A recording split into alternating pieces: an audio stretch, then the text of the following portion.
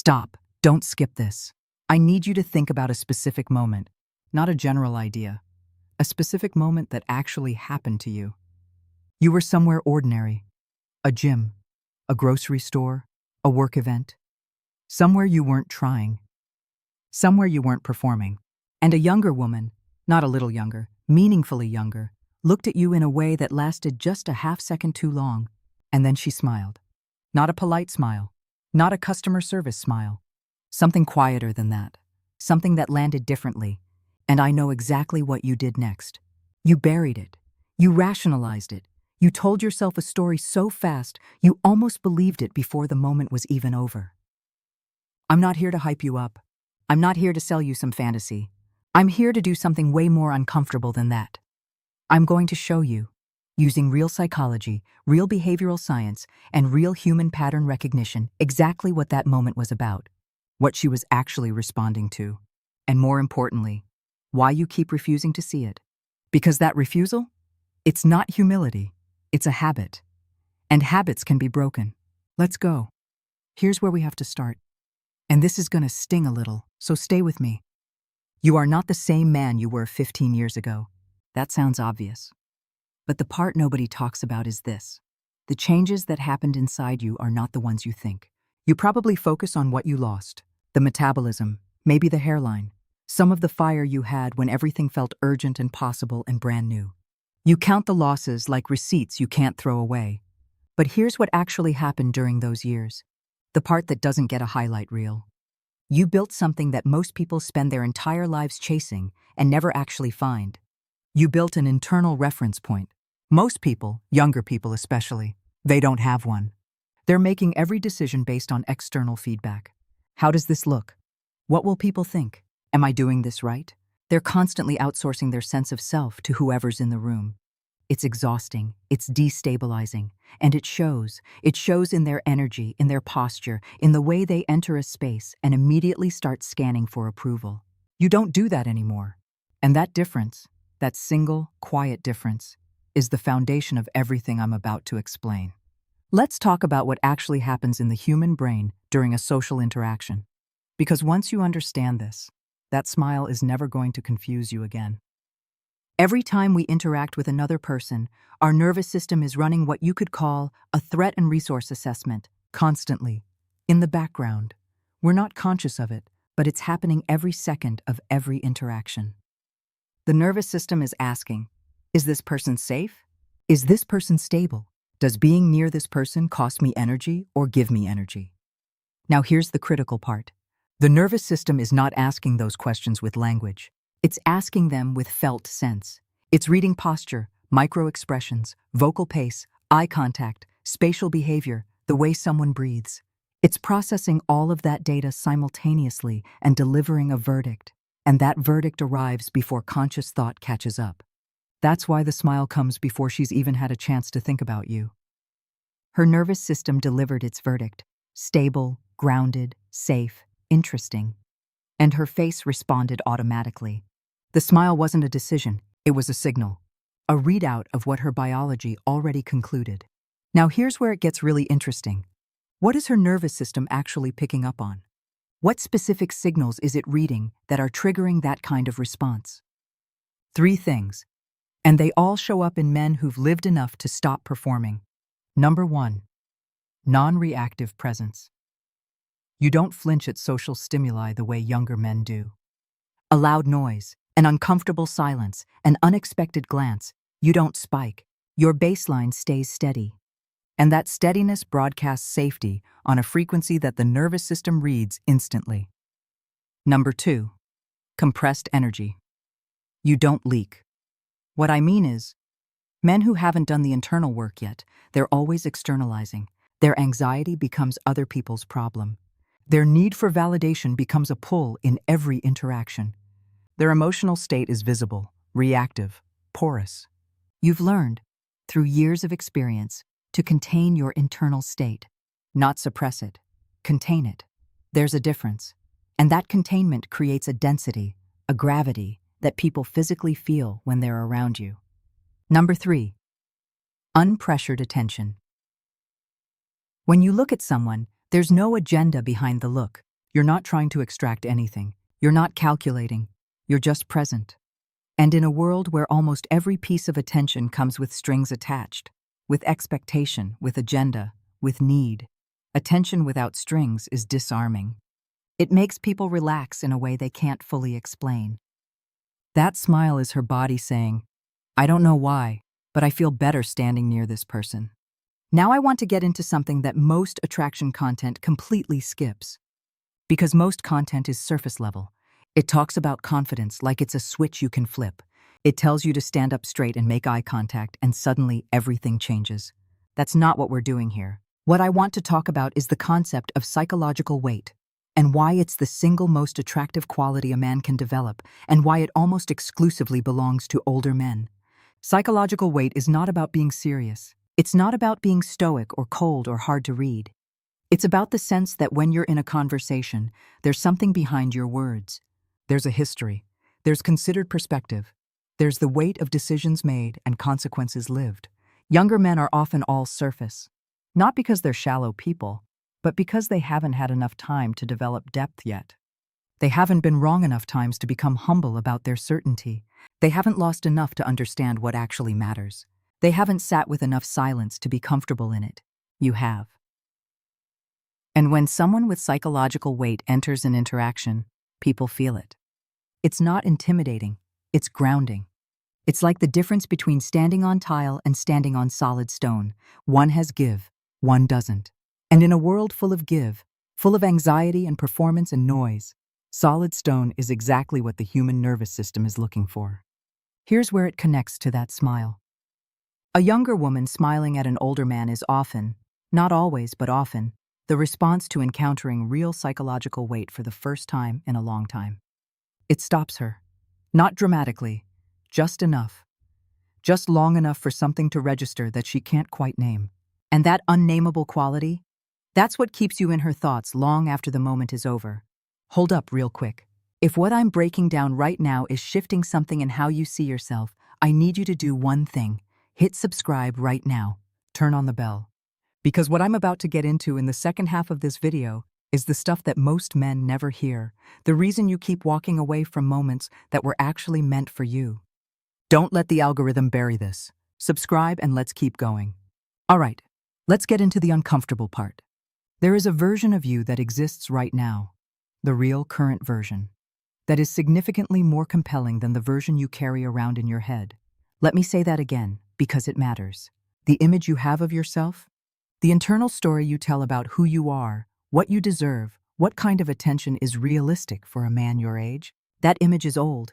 It was built during years when things were different, when you had to fight for your place, when approval felt conditional, when being noticed required effort, and you updated everything else. Your career, your opinions, your understanding of the world. But that internal self-image, it's still running on outdated data. Psychologists call this identity lag. It's the gap between who you've actually become and who you still think you are.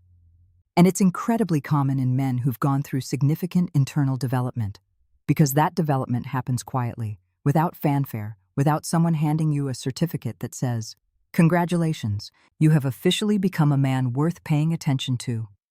Nobody gives you that certificate, so you keep operating as if you never received it. And here's the cost of that. When a younger woman smiles at you, when the signal is clear and real and right in front of your face, your identity lag kicks in and says, "That's not for you. Men like you don't get that anymore." And you dismiss it. But here's the brutal truth. That dismissal isn't coming from wisdom. It's not coming from humility. It's coming from a lie you told yourself so long ago that it feels like a fact. The door opened a long time ago. You just never walked through it. I want to introduce you to something I call the recognition principle. And this is where the psychology gets genuinely fascinating. When two people connect, even briefly, even in a passing moment, there are different levels of connection happening simultaneously. The first level is attraction, physical, immediate. Most people stop there. But the second level, the deeper one, is recognition. And recognition is something completely different. Recognition is when one person's nervous system looks at another and says, "I see something in you that I understand. I see something in you that I haven't fully found in myself yet. I see something in you that tells me there's a version of experience I haven't accessed. When a younger woman smiles at you, there is often, buried underneath everything else, a moment of recognition. She's not recognizing your status. She's not recognizing your looks. She's recognizing your resolution. Here's what resolution looks like from the outside. You don't seem to be fighting yourself. You don't seem to be wrestling with the questions that she and everyone around her is still wrestling with. You seem, and this is the word that matters, settled. Like the internal war that most people are quietly fighting every single day of their lives. You've either won it or you've made peace with it. And that is profoundly magnetic, because most people, especially younger people, are exhausted from that internal war. They're tired of the constant negotiation with themselves. And when they encounter someone who seems to be living on the other side of it, there's this pull, this curiosity, this what does he know that I don't? That's not a romanticized notion. That's basic human psychology. We are drawn to people who model what we're trying to become. Okay. So now we need to talk about the part that actually matters in real life. She smiled. You felt it. Now what? Because here's where most men go wrong. And I mean most men, regardless of age, regardless of experience. They treat the moment like a test. They can either pass or fail. That's the wrong frame entirely. The moment isn't a test. The moment is a weather event. It's just happening. The only question is how you relate to it. And there are 4 ways men typically relate to it. 3 of them kill the moment. 1 of them keeps it alive. The first way, panic retreat. You feel the smile, you feel the weight of it, and you immediately look away. Break the moment. Dismiss it. Go back to whatever you were doing and pretend it didn't happen. This is the most common response, and it sends a very clear signal. I'm not comfortable with what just happened. Which reads, psychologically, as low stability. The moment closes. The second way, overcorrection. You feel the smile, and you immediately try to do something with it. You smile too big. You make a comment that's too eager. You try to turn the moment into a conversation before it's ready to be one. This also reads as low stability, just in the opposite direction. Too much reactivity. The moment closes again, but this time with a slight cringe attached. The third way, forced cool. You try to play it cool in a way that's so deliberate it's actually visible. You do the slight head nod, the controlled half smile, the calculated 3-second delay before you acknowledge anything. This is performance. And performance, as we've established, is the thing you've supposedly already outgrown. She sees through it immediately.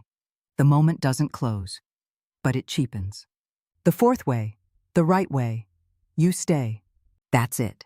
That's the whole answer. You don't retreat. You don't rush. You don't perform. You simply remain in the same state you were already in. You let the moment exist without trying to define or control or redirect it.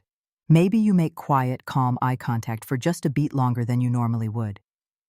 Maybe you return the smile, not as a strategy, just because it's a natural human response. And then you let the moment breathe.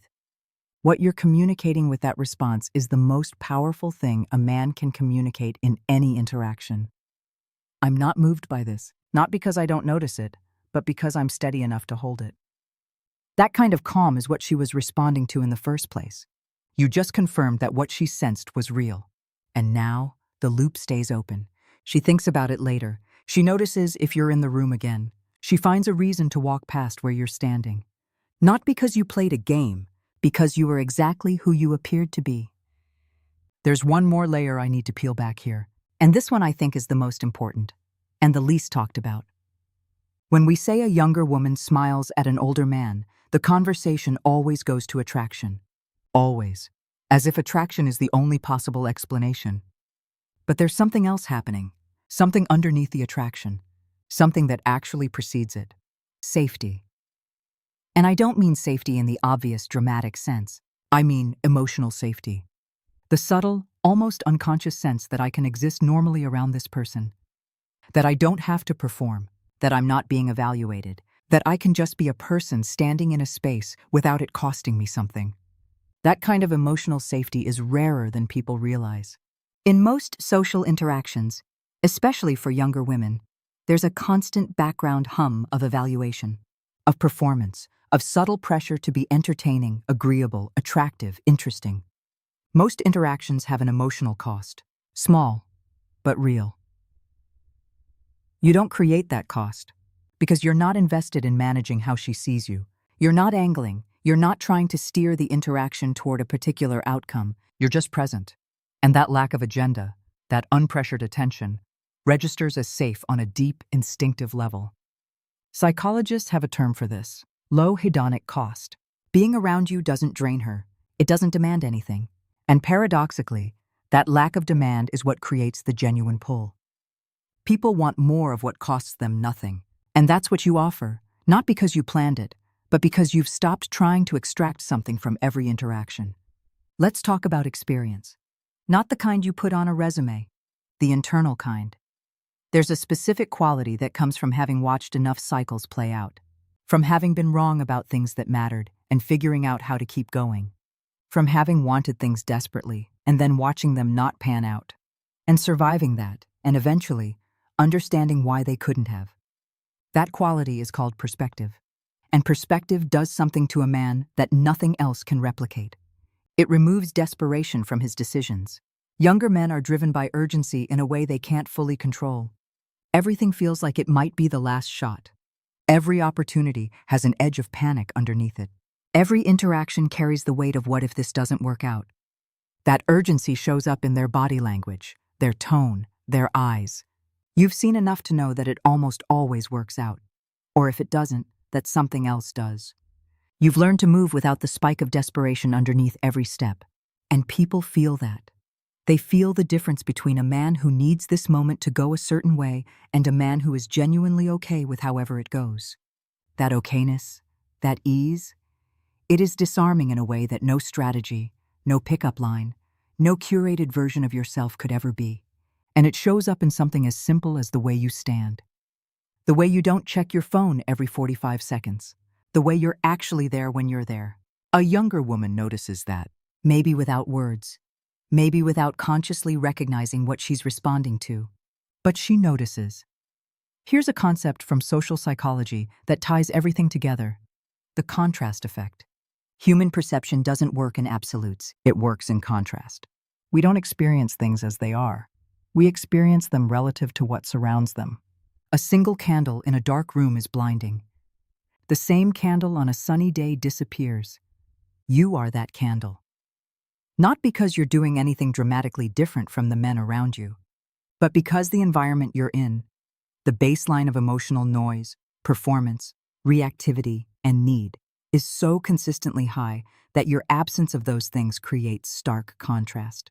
You walk into a room full of men who are auditioning, and you're just existing. The contrast is immediate, and the human brain is wired to lock onto contrast the way eyes lock onto movement. She didn't necessarily go looking for you. She wasn't scanning the room for an older man with life experience. Her attention found you the way a camera finds focus in the clearest part of the frame. You were the clearest part of the frame. And here's what that means for you going forward. You don't have to try harder. You don't need new clothes, a better opening line, a gym transformation, a curated personality. You need to stop reducing yourself to fit the noise level of the room. Be the contrast. Naturally, by simply being exactly as settled as you've become. Let me bring this all the way home. Everything I've laid out today, the nervous system response, the psychological weight, the emotional containment, the identity lag, the contrast effect, it all points to the same thing. You are further along than you think you are. Not in a motivational poster way, in a real, measurable, psychologically verifiable way. You have developed qualities that the entire self-help industry tries to sell to younger men in courses, in books, in weekend retreats. Qualities that take years of lived experience to actually develop. You have them. Built in. For free. Just from showing up to your life long enough. But none of that matters if you keep overriding it with an outdated story about who you are and what you deserve. The smile is real. The moment is real. The pull that creates it is real. What's not real is the voice in your head that says it must be a mistake. That voice is just old data. A ghost from a version of yourself that needed things to be proven. You don't need to prove anything anymore. You just need to stop explaining it away. Because when you stop doing that, when you fully inhabit the man you've actually become, Without apology, without doubt, without the constant editing of your own presence. The room changes around you. People feel it before you speak. They move differently near you. They smile for reasons they can't quite explain. And you'll know exactly what it means, because now you have the full picture. All right, that's a wrap on today's video. And look, if this hit you somewhere real, I want to know about it. Drop a comment below. Tell me which part of this unlocked something. Tell me the moment you've been explaining away. I genuinely read every single comment. This community is the whole reason I keep making this content. If you're not subscribed yet, man, come on. What are we doing here? Hit subscribe, hit the bell, and I will see you in the next one, because we're just getting started.